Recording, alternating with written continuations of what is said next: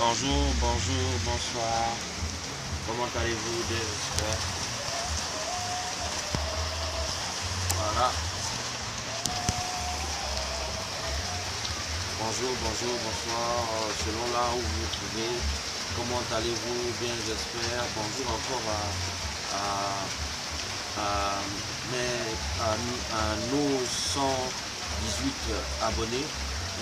Bonjour davantage aux personnes qui nous suivent depuis un bon moment, mais également aux nouveaux entrants. Bonjour également à ceux qui entrent dans cette page pour la première fois et qui ont l'occasion en primeur de consulter l'ensemble des contenus que nous mettons à la disposition du public dans le cadre de nos publications, on va dire régulières. Je suis Maël Kombila. Voilà, pour ceux qui ne me connaissent pas, je me définis tout simplement comme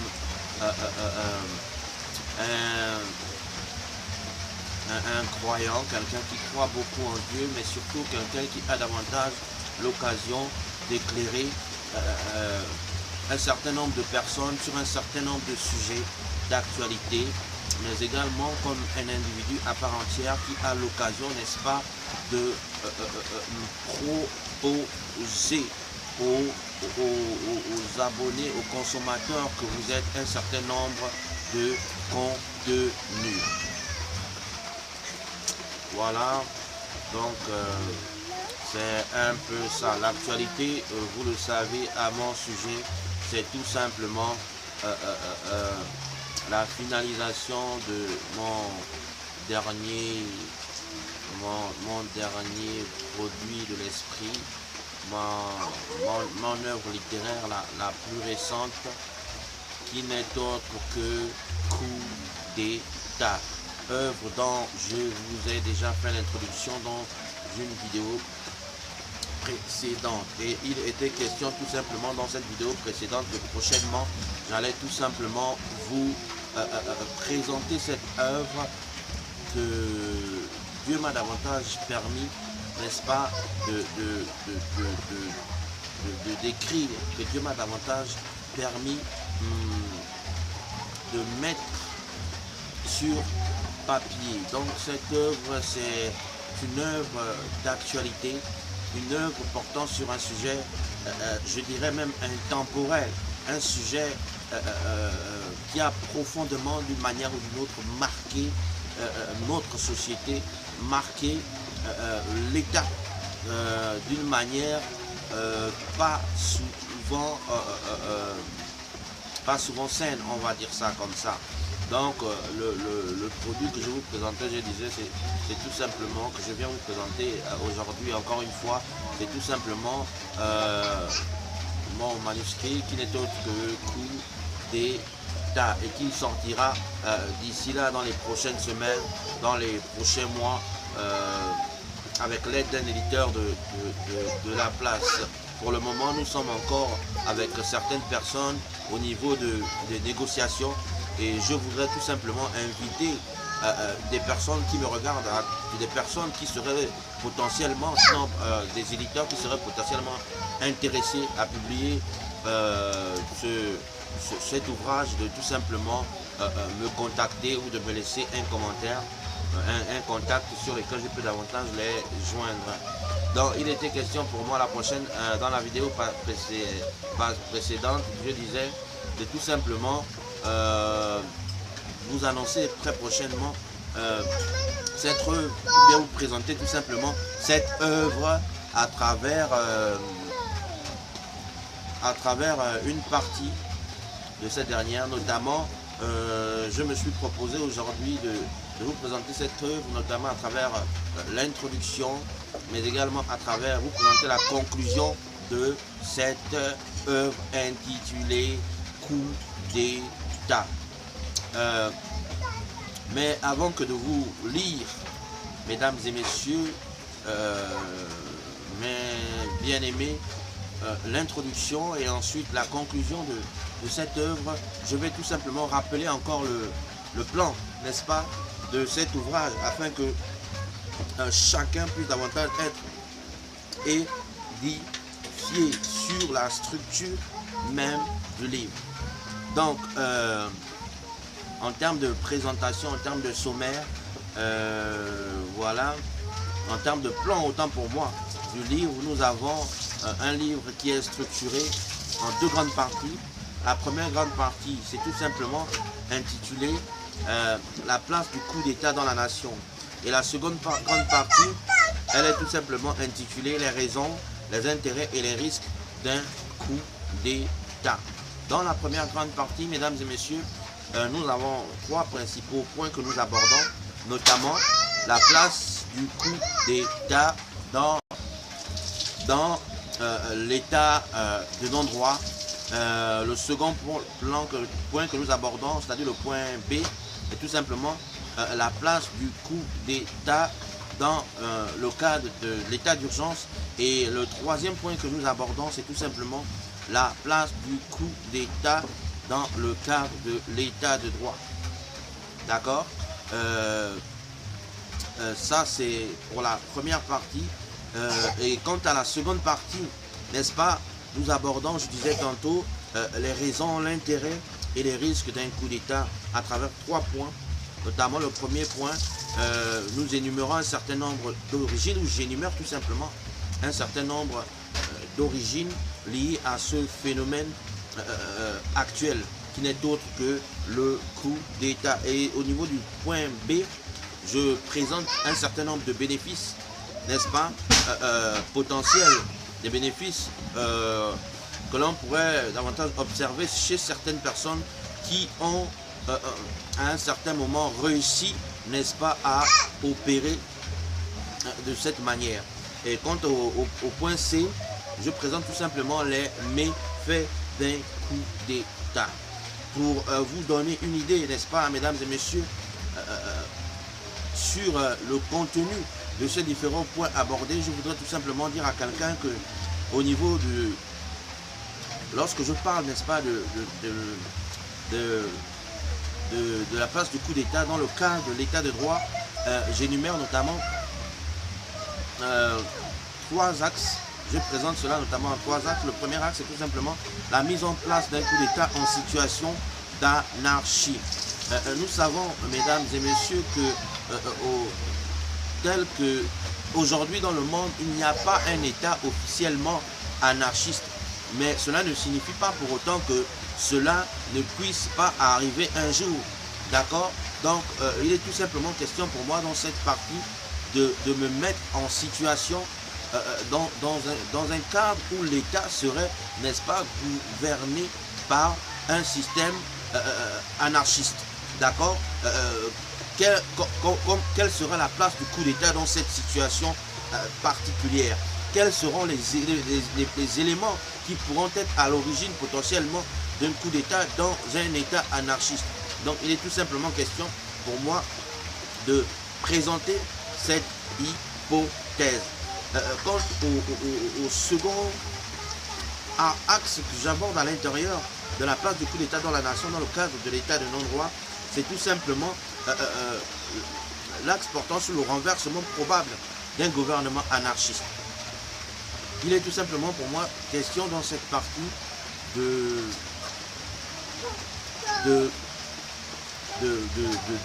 d'imaginer, n'est-ce pas, que un gouvernement puisse, un gouvernement anarchiste dans une situation d'état d'anarchie puisse davantage être renversé. Comment les choses se passeront éventuellement et concernant le deuxième axe de ce premier point portant sur le cas de l'état de non-droit, c'est-à-dire la place du coup d'État dans l'état de non-droit, il porte tout simplement sur le coup d'État, n'est-ce pas, comme un facteur d'aggravation d'une crise existante.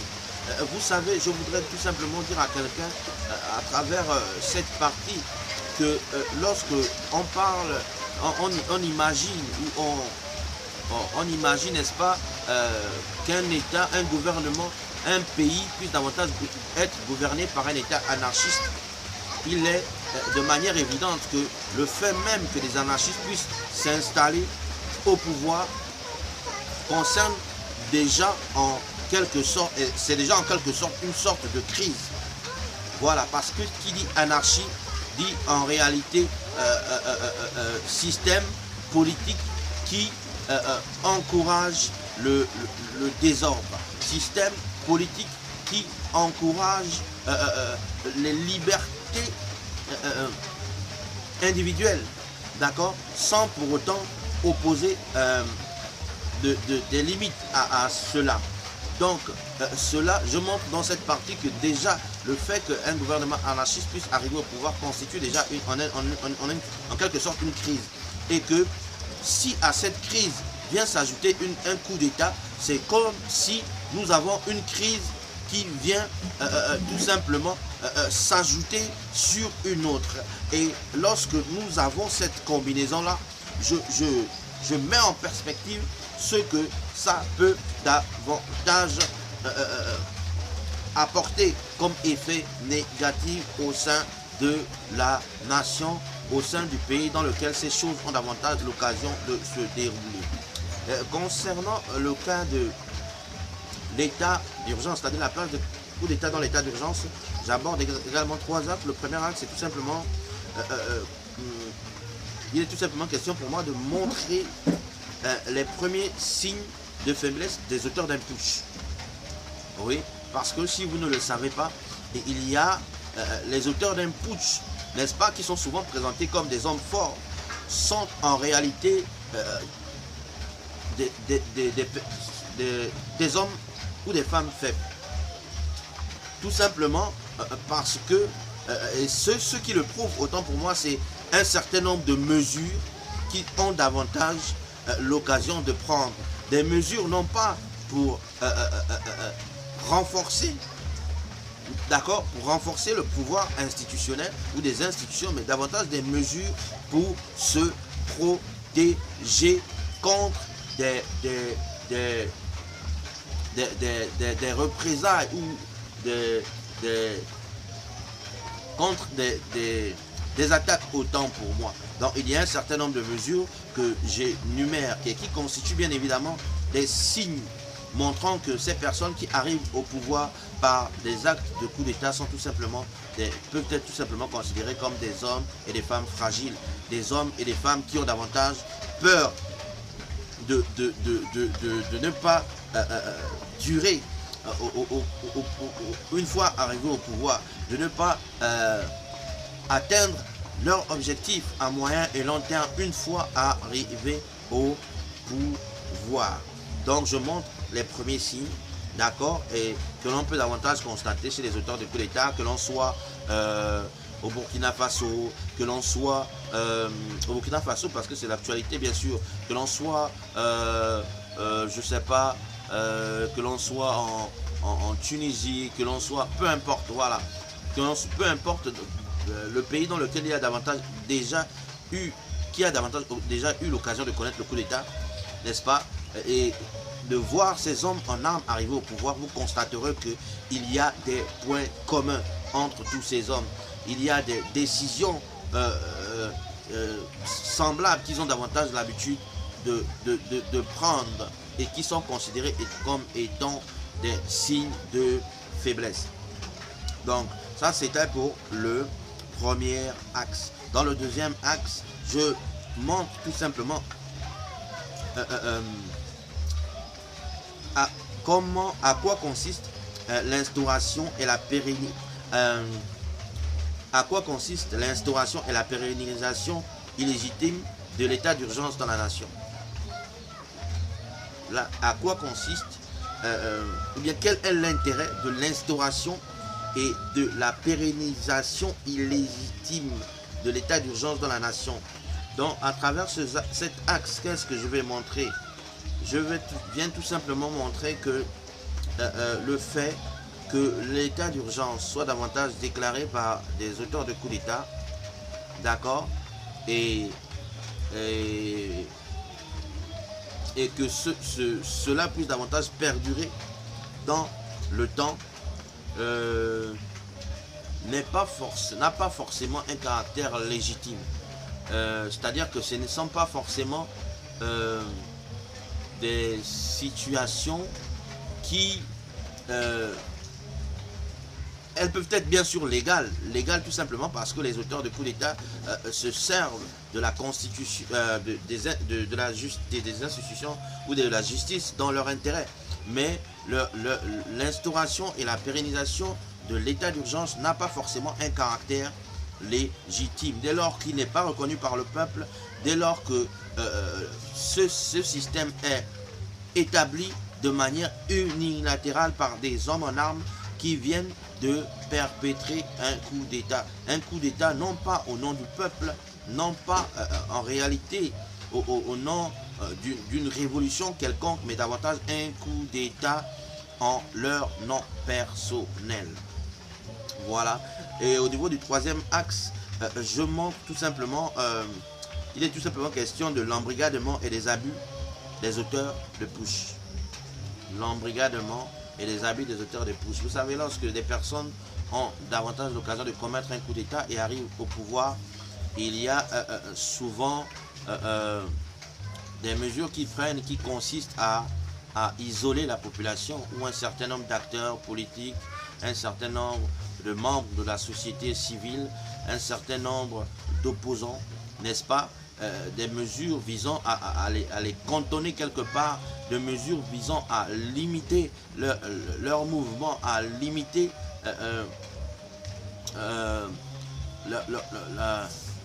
leurs droits. Voilà. Donc, ce sont des mesures qui consistent à embrigader ces gens-là et à les empêcher de s'exprimer. Mais à côté de ça, il y a aussi des abus qui sont commis. Des abus commis sur la personne physique, mais également sur la personne morale. Des abus aux yeux et au vu de tous, qui sont davantage commis par des hommes en armes qui se croient au-dessus des lois. Et ça, nous pouvons le voir tout le temps dans l'actualité, à chaque fois qu'il y a un coup d'État, n'est-ce pas, qui est perpétré, ou à chaque fois que des auteurs d'un coup d'État s'installent au pouvoir et tentent davantage de se maintenir au pouvoir contre la volonté du peuple. Ça, c'était pour le plan B, c'est-à-dire concernant la place du coup d'État dans le cadre de l'état d'urgence. Et dans le point C, il est tout simplement question, c'est-à-dire la place du coup d'État dans l'état de droit, de montrer pour moi le caractère illégal de phénomène de coup d'État, ou le caractère illégal de ce qu'on appelle communément des coups d'État. Voilà, c'est parce que le coup d'État, en réalité, dès lors qu'il est perpétré, n'a aucun caractère légal. Vous allez regarder, dans aucune constitution du monde entier, dans aucune loi du monde entier, il n'y a un texte qui permet ou autorise ou qui encadre l'action du coup d'État. C'est tout simplement pour dire que le mécanisme de coup d'État n'a rien à voir à faire dans le droit. Le mécanisme de coup d'État n'a rien à voir à faire n'a rien d'un caractère légal. Donc il est tout simplement question pour moi de le montrer dans cette partie. Et dans le deuxième axe de ce point, il est tout simplement pour moi question de montrer la relation entre le coup d'État, le dialogue et la diplomatie.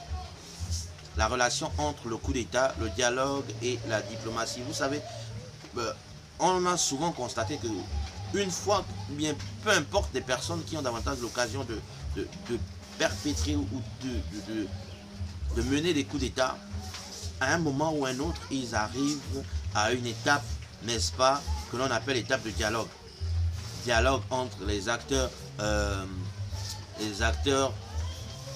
nationaux, d'accord, mais également les acteurs résidant sur le territoire national, mais également les acteurs de la diaspora. D'accord?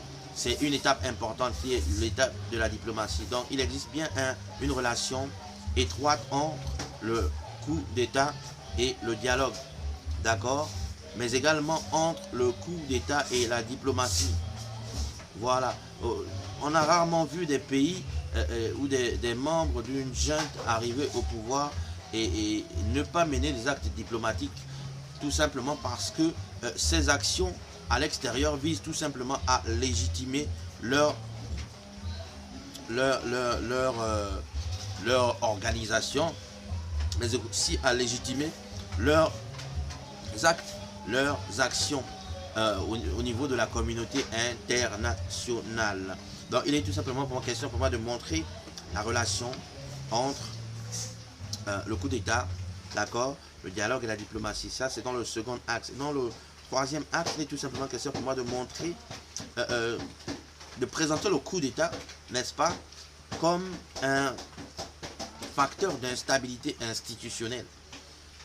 Oui, présenter le coup d'État comme un facteur d'instabilité institutionnelle. D'accord? Voilà, ça c'était pour le second point. Donc au niveau de la deuxième partie, s'agissant des raisons, des intérêts et des risques d'un coup d'État, dans les origines, je vais vous énumérer certains points.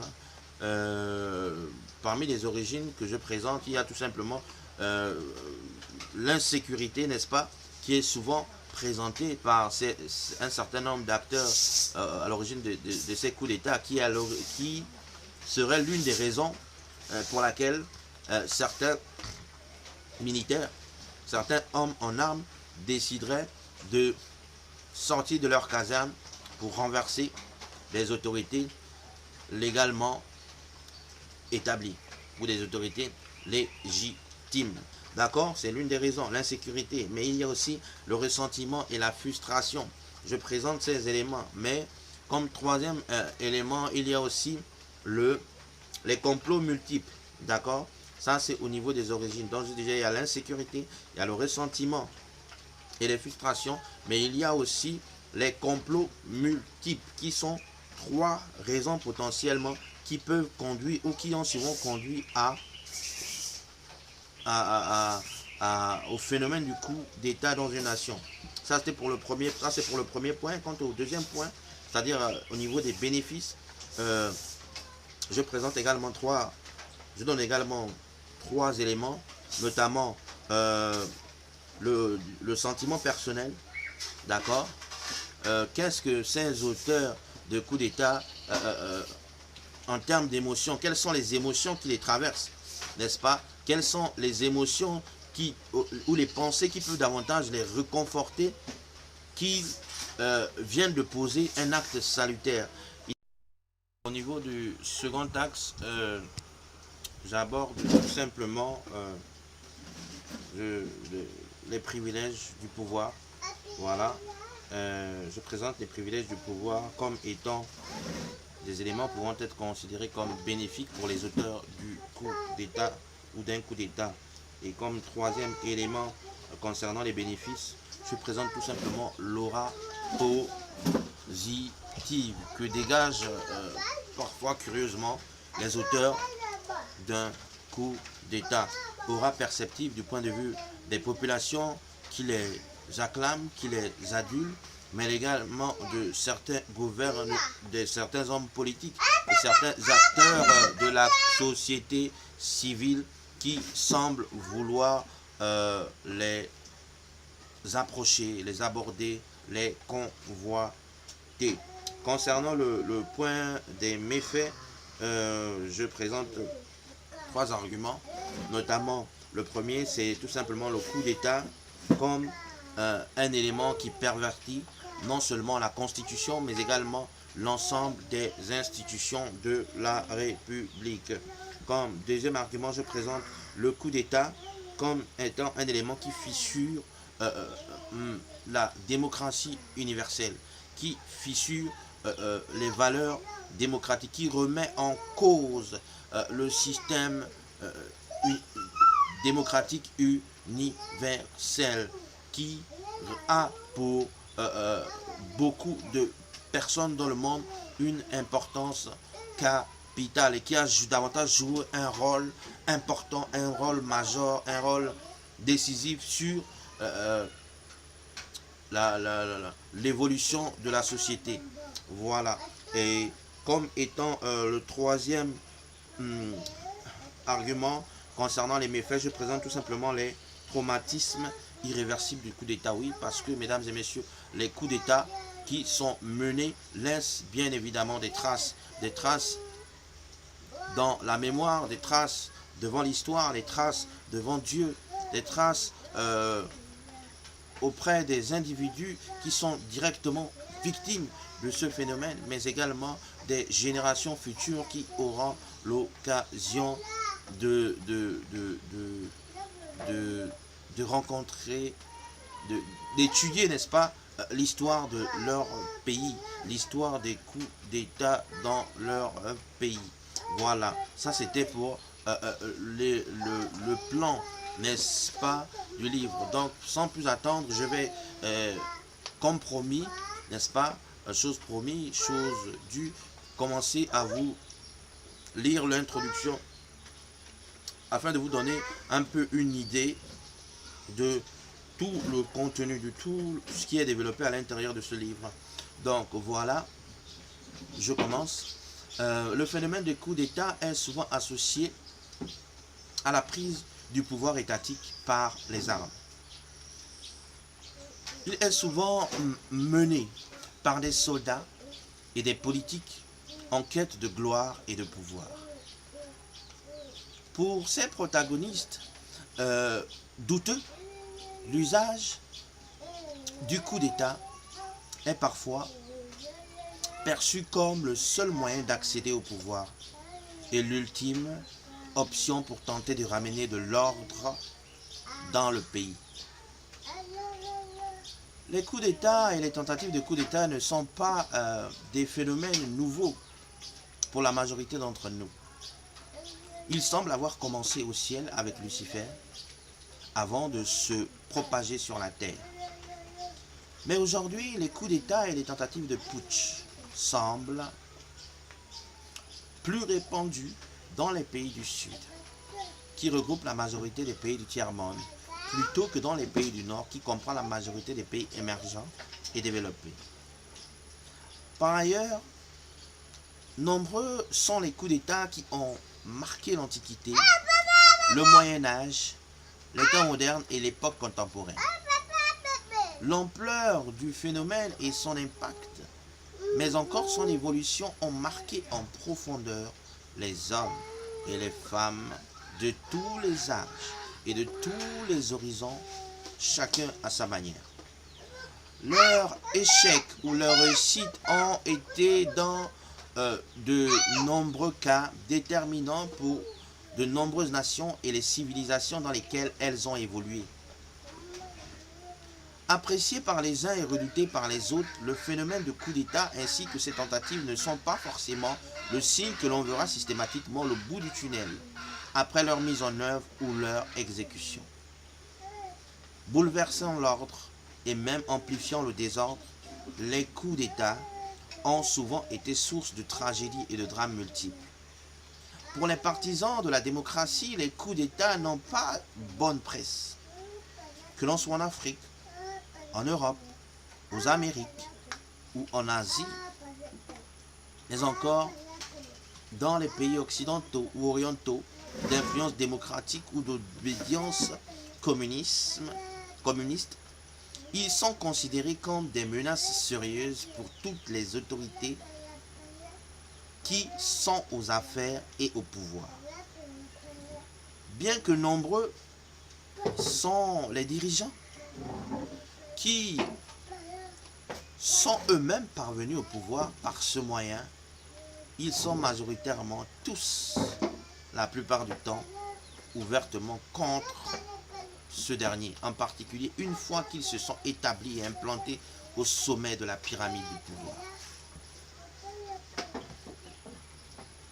Alliés de circonstances des uns pendant les mauvais jours et ennemis le plus détestable pour les autres aux meilleurs jours, les coups d'État ou ces tentatives sont souvent soutenus et encouragés par les plus vieilles démocraties d'Europe, d'Amérique, d'Asie, dans une perspective d'ingérence dans les affaires intérieures de jeunes démocraties actuelles. Mais Dans quel but?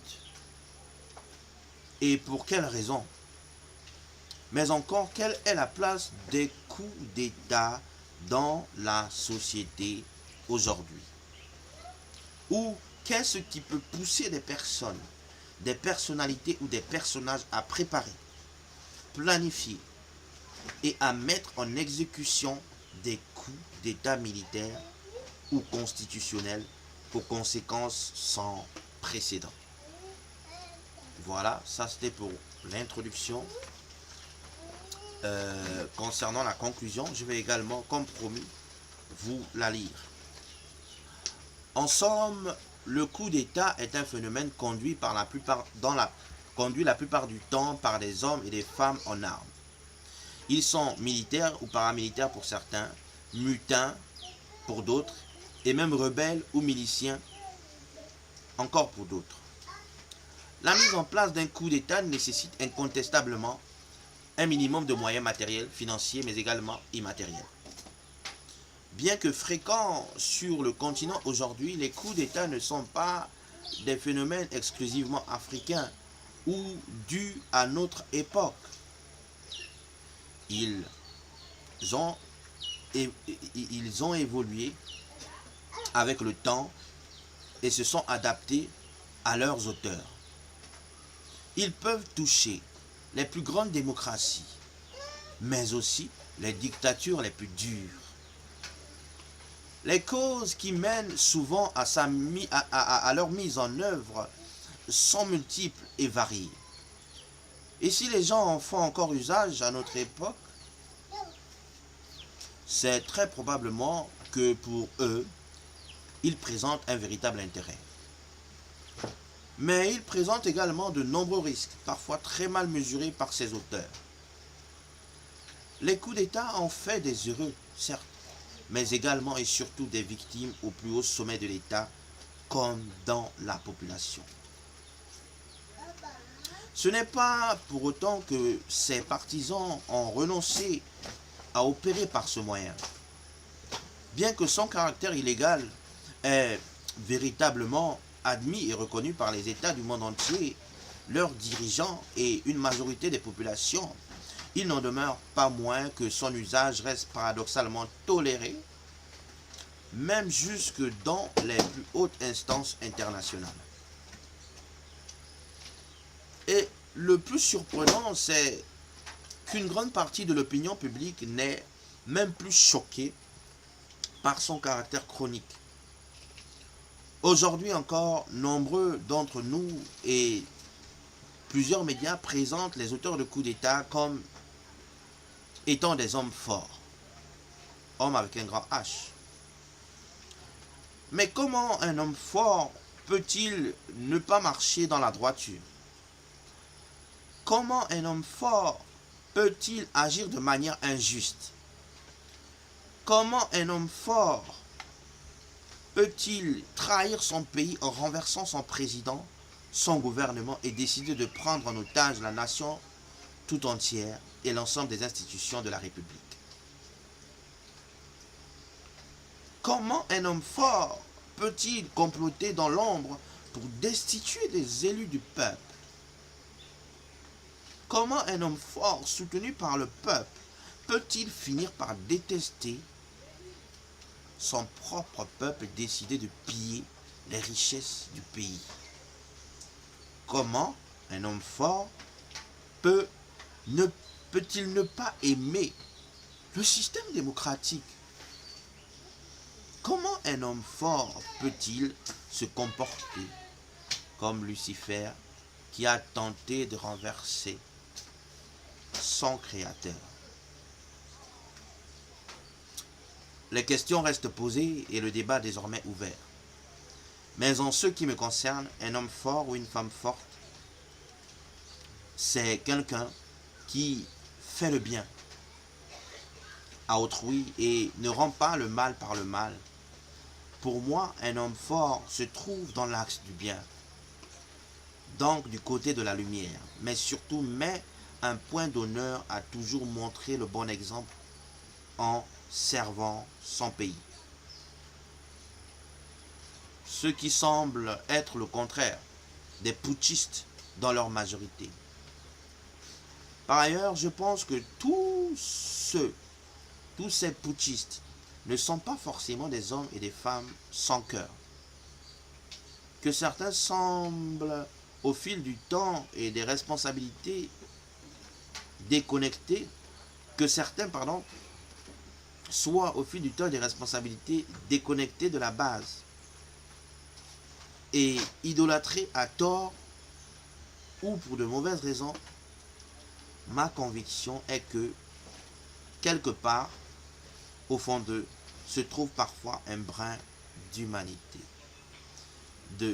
D'humanité qui, s'il est mis en avant, peut les permettre de revenir à la raison, de se remettre sur le droit chemin, de se reconnecter au meilleur des mondes dans lequel Dieu est le seul juge et le plus grand souverain.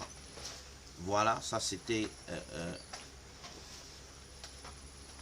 le texte de mon œuvre coup d'état, ou bien les propos que je tiens en guise de conclusion, que je viens donc de vous présenter là.